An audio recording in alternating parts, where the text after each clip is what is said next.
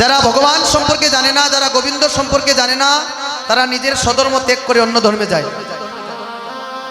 যারা নিজের ধর্মের প্রতি বিশ্বাস নেই, নিজের ধর্মের প্রতি কোনো কিছু জানে না এই সনাতন ধর্ম সম্পর্কে, সেই কিন্তু স্বধর্ম ত্যাগ করে অন্য ধর্মে যায়।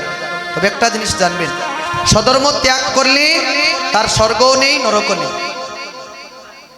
স্বধর্ম ত্যাগ করার চেয়ে মৃত্যুবরণ করাই ভালো।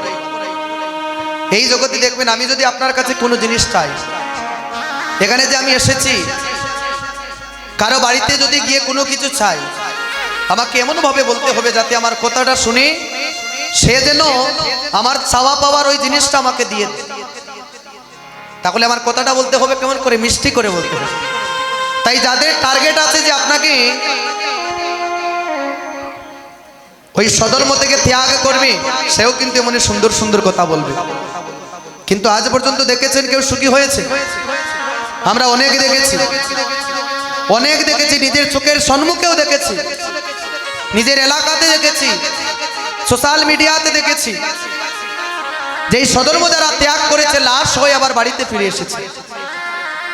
তাহলে এখানে বোনেরা যারা আছেন, মায়েরা বোনেরা যারা আছেন, আমি এক কঠিন কথাটি বললাম, জানি আমার মায়েরা বোনেরা এখানে আছেন, আমার ঘরে বোন নেই, আমি সবাইকে আমার নিজের বোনের মতো বলছি, আপনারা কোনোদিন এমন কোনো কাজ করবেন না যাতে পিতামাতার গায়ে যেন কলঙ্ক লাগে।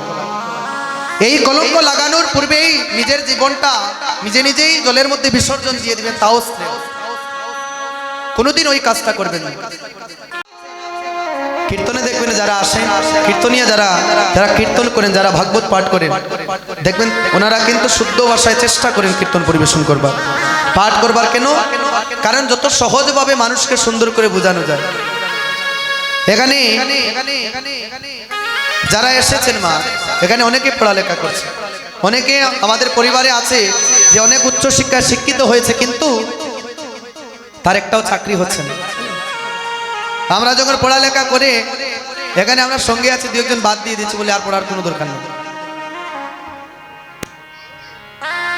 ওই উচ্চ শিক্ষায় শিক্ষিত লোক চাকরি না পেয়ে ঘরের মানুষ বারবার বলছে, বাবা তোকে এত টাকা দিয়ে পড়ালেখা করালাম, কিন্তু একটা চাকরি পর্যন্ত আজ পর্যন্ত পেলে না। তাহলে কি পড়াশোনা করেছো, কি পড়াশোনা এতদিন করলে, এত টাকা তোমার পেছনে ক্ষয় করলাম। এই কথা শুনতে শুনতে ওই লোকটার এক সময় মনের মধ্যে জিদ চলে এসেছে, রাগ, অভিমান। যখন দেখবেন মানুষ প্রচুর দুঃখ পায়, কষ্ট পায়, তখন সেই সৎপথ ছেড়ে অসৎ পথে চলে যায়। তো এই লোকটা কি করেছে জানেন? ওই সৎ পথটা ছেড়ে সে নেশার জগতে ডুবে গিয়েছে। নেশার জগতে ডুবে গিয়ে সে মদ পান করছে, সুরা পান করছে। আমাদের এই জগতে যারা সুরা পান করি, সুরা যারা পান করে পরবর্তী জন্মে তাদের শুয়োর কুলে জন্ম নিতে হয়, শুকর কুলে। যারা মদ পান করে মা, পরবর্তী জন্মটা তার শুকর কুলে জন্ম হবে, এটা শাস্ত্রের কথা। এবার বলছে কি, সে যখন ওই মদটা পান করেছে, মদ পান করে মাতাল হয়ে গিয়েছে। তা যারা মদ পান করে তারা মাতাল হয়, গুরু দীক্ষা পূর্বে নিয়েছে, এবার ওই মাতাল হয়ে একটা ড্রেইনের কাছে পড়ে আছে। কথাগুলো লক্ষ্য মন দিয়ে শুনবে। যখন ড্রেইনের কাছে পড়ে আছে, আমি দেখতে পাচ্ছি কারা আন কথা কুকথা বলছেন। আমি চাই না কাউকে লজ্জা দিতে, কারণ আমি আসলে কোনো জায়গায় কাউকে লজ্জা দিই না। তবে হ্যাঁ, যখন দেখবো আপনারা কথা বলছেন, আমার দিকে লক্ষ্য নেই, আমি প্রশ্ন করব আপনাদের। আমার প্রশ্নের উত্তর দিতে হবে আসরে বসেই। ওই দেখুন, এখন অনেকের লক্ষ্য নেই যে আমি কি বলছি। যখন ওই ড্রেইনের কাছে পড়ে আছে, এবার গুরুদেব পাশ দিয়ে যাচ্ছেন, বলছেন, বাবা তুমি তো হচ্ছে শিক্ষিত লোক, তাহলে তুমি এই অসৎ পথে কেন আসলে?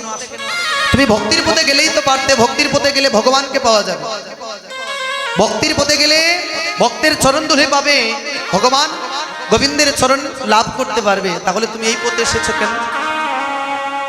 বলছে, গুরুদেব আপনি একই কথা বলছেন, ভক্তির পথে গেলে ভগবানকে পাবো, তাহলে বলুন তো ভগবানকে।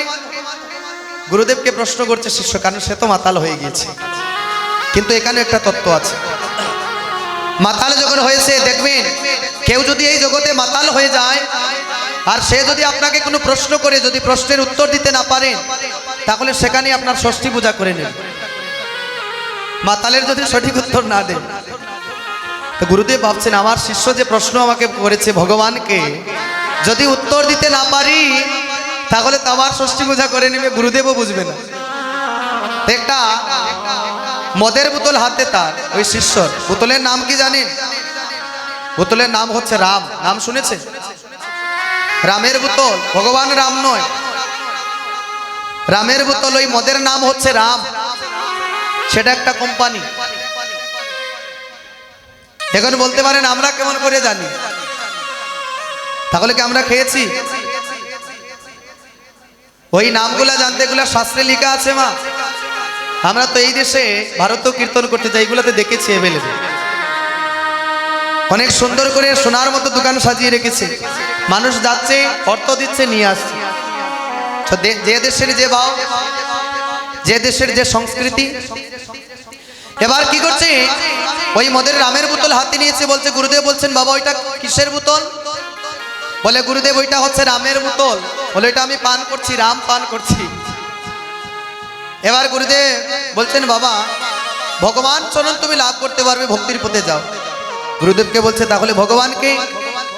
গুরুদেব বলছে তাহলে তো বলতেই হবে। শোনো, দেখুন কিভাবে শিক্ষিত লোক যুক্তি দেয়।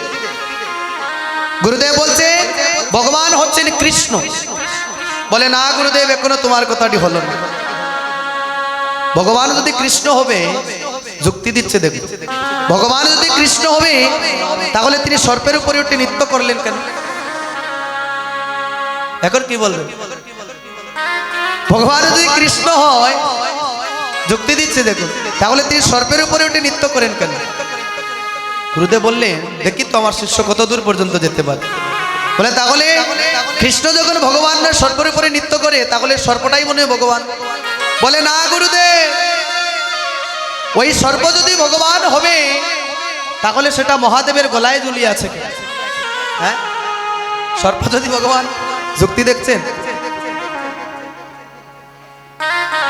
বলছে মহাদেবের গলায় সে ঝুলিয়ে কেন সেই সর্পটা? এবার রাগান্বিত হয়ে গুরুদেব বলছেন তাহলে ওই মহাদেবই ভগবান। বলে না গুরুদেব, আপনার কথাটি ভুল। গুরুদেবকে বলছে মহাদেব যদি ভগবান হবে তাহলে কৈলাসে বসে সাধনা করে কার করে সাধনা? যুক্তি তার ভুল আছে? ভুল নাই। এবার বলছেন তাহলে মনে হয় ওই পর্বতটাই ভগবান। গুরুদেব বলছেন তাহলে পর্বত ভগবান? বলে না গুরুদেব, পর্বত যদি ভগবান হবে তাহলে সেটা হনুমানের হাতে কেন? হ্যাঁ, পর্বত যদি ভগবান তাহলে হনুমানের হাতে কেন? এবার গুরুদেব বলছে মনে হয় তাহলে ওই হনুমানটাই ভগবান। বলছে না গুরুদেব, ওই হনুমান যদি ভগবান হবে তাহলে সে রাম নাম জপ করে কেন? হ্যাঁ, যুক্তি দেখেছে? ওই ছাত্র মনে হয় যুক্তিবিদ্যা পড়েছে, ওইখানে তার ভেতরে এত যুক্তি। হ্যাঁ, যুক্তিবিদ্যার ছাত্র। এখানে যারা যুক্তিবিদ্যা পড়েছেন দেখেছেন তো, যুক্তিবিদ্যার মধ্যে যুক্তি ছাড়া কোনো কথা নেই। এবার বলছে তাহলে সে রাম নাম জপ করে কেন? হনুমান যদি ভগবান হবে।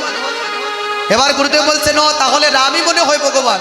বলে হ্যাঁ গুরুদেব, রামই ভগবান বলেই তো আমি রামের বোতল হাতে নিয়ে হাঁটছি। তাহলে কি ভগবান কি রামের বোতলে থাকে? তখন নি গো, তাহলে যুক্তি দ্বারাও সব সময়